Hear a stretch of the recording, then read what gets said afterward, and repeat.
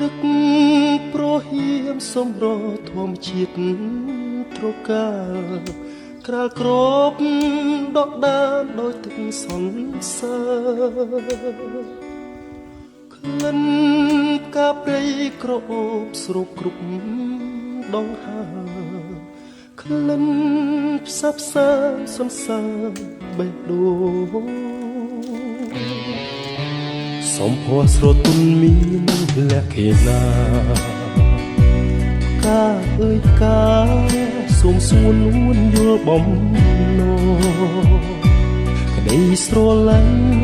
ពេញព្រាដួងចិត្តនៃបងសូមធ្នមកាទាំងកងក្នុងហារត្រីសែនស្នេហ៍បុប្ផាខ្នងព្រៃ